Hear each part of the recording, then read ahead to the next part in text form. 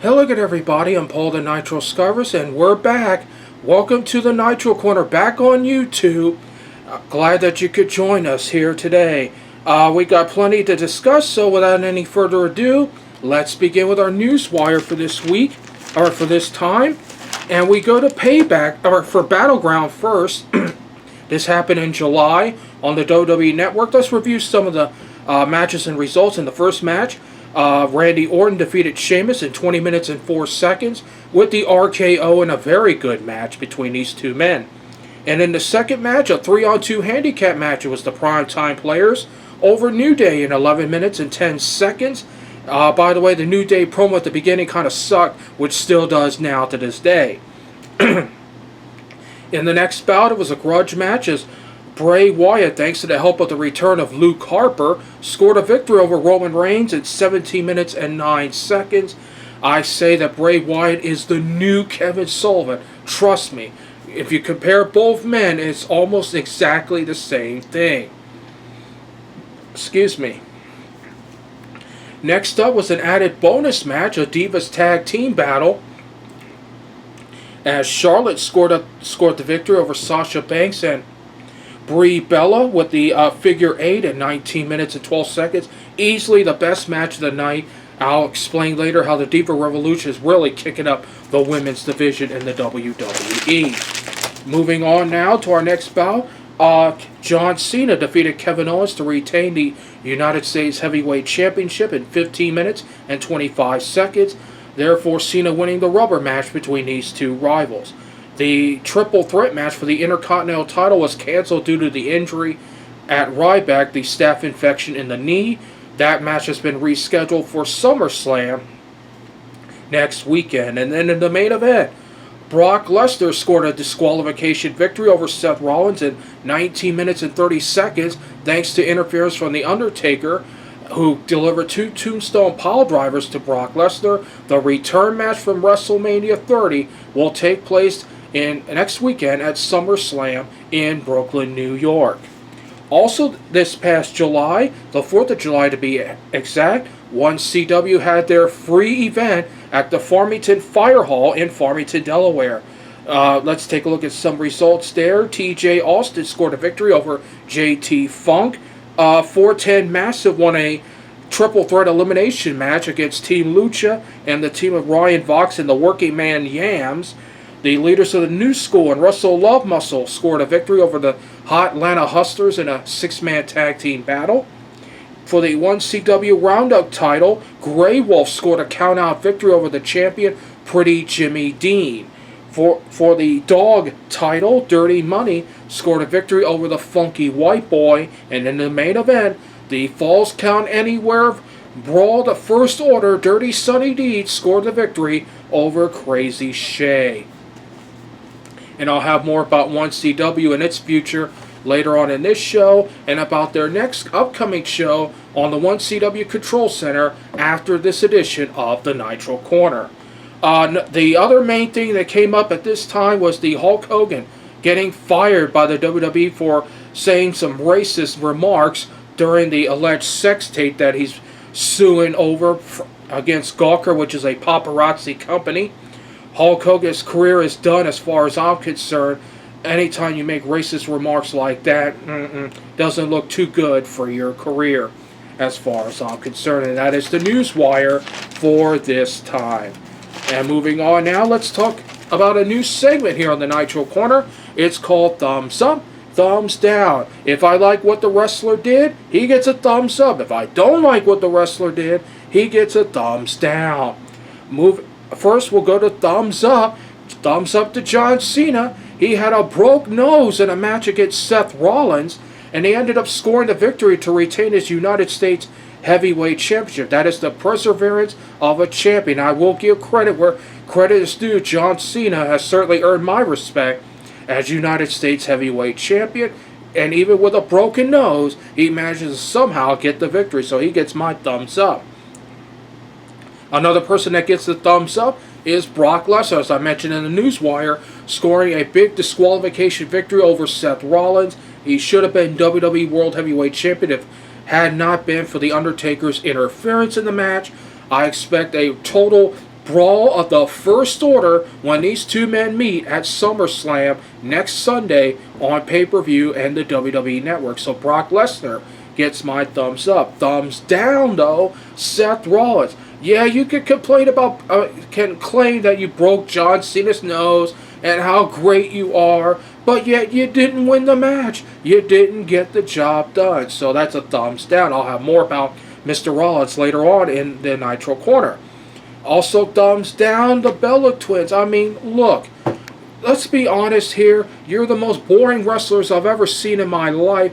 Can we word some wrestling holds? Sometimes something else besides Brie Bauer and whatever. You're not going to be keeping up with the Kardashians, so get over it and learn how to wrestle. That's why I'm giving you the thumbs down. And that's it for thumbs up, thumbs down. Now to my main stories this week that I've been promising you. First topic, Suplex City. Is it a bigger marketing strategy is it bigger than Austin 316 as far as marketing goes? The answer is yes, and I'll tell you exactly why. First off, the crowd chants more of Suplex City now than they probably ever did with Austin 316 between 1997 and 1999. Pay attention to the crowd. They're the ones buying the t-shirts. They're the ones buying the tickets. I have not heard Austin 316 spatter as much during his prime than Brock Lesnar has with Suplex City.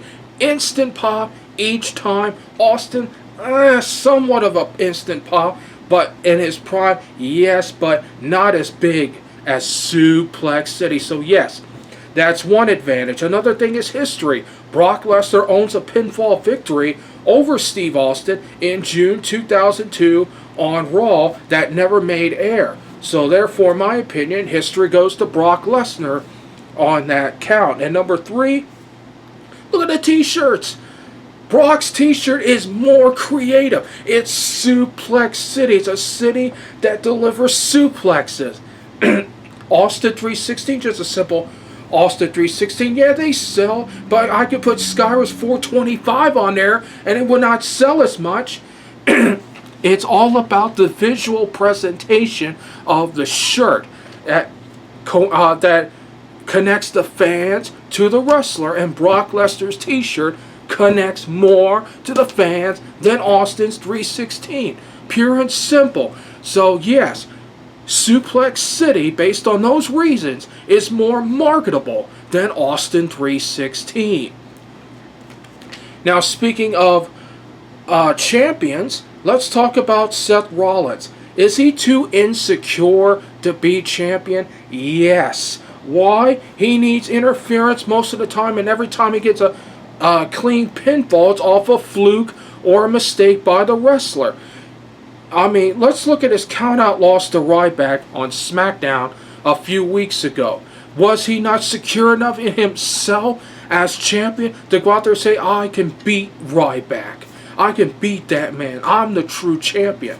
But no. What happened? His insecurity keeps checking in. Every time he's defended his title, you could sense more of that insecurity coming in as champion. I mean, the promos alone can give you a hint of his insecurity.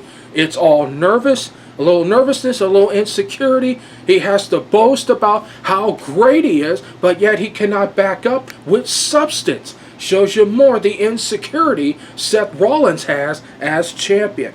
Look at his tepid relationship with the Authority in the past and currently right now with Triple H. It seems like he always puts his foot in his mouth every time he speaks.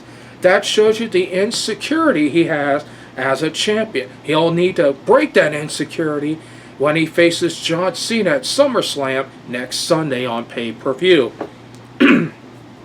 Now, speaking of people who are secure in themselves, let's talk about the Diva Revolution and how it's really sparking the women's division in professional wrestling in the WWE. I am really excited about this. The competition like Charlotte, Sasha Banks, Becky Lynch, and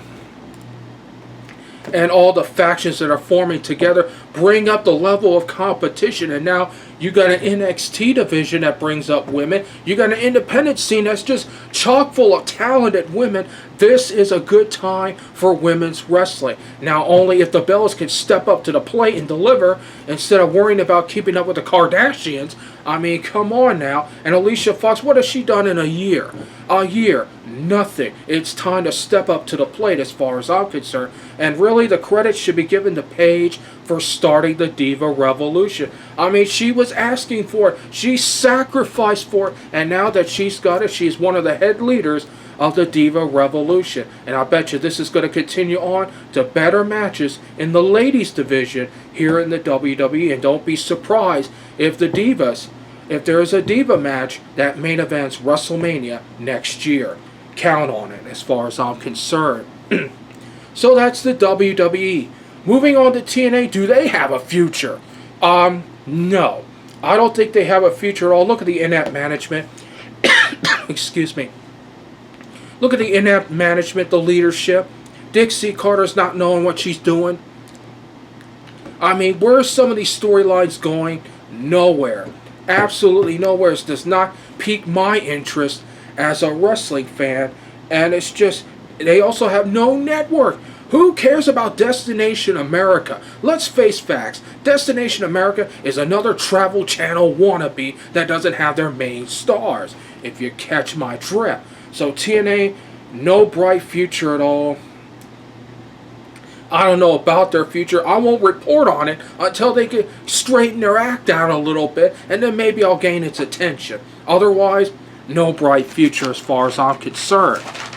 But here's something that has a bright future, and I want to bring this up, is OneCW, First State Championship Wrestling. Lately, it's been kind of up in the air as far as I'm reading all the Facebook messages I keep getting from First State Championship Wrestling. But they're going through a small change right now as far as they had to move locations. Why? I talked to Stevie Ray Styles at Comic-Con last weekend here in Dover while he was handing out flyers for the next event on August 27th, and I can confirm, yes, there will be future OneCW events in the near future. I have confidence in OneCW to produce great matches and outstanding cards to the public. Excuse me there. And I think that the next step for OneCW, or for any organization, especially here in Delaware, is television. We got a local PBS station right down the street here in Dover, I believe, in downtown Dover. Maybe open up some negotiations with them. How about Verizon Channel 20? It's a community channel. I think we've had enough of the 5 times airing of Dover City Council and all these PowerPoint presentations about great programs at this. Dover City Parks and Recreation, perfect opportunity to put your product on Channel 20 for Verizon, or for Comcast Channel 20 as well. And maybe do like small spot shows at Dover, Smyrna, and Wilmington, and Cheswall. And speaking of Dover, Dover Downs International Speedway, message goes to you as well. You've had Firefly, you've had Big Barrel, you've had NASCAR, you tried to have wrestling in the past. Now it's time to bring it back. Put it in the Rawlings Center. It is perfect. I mean, think about it. Get all 3 organizations like OneCW, PPW, Power Pro Wrestling, and the ECWA, or Dynamite Championship Wrestling as well.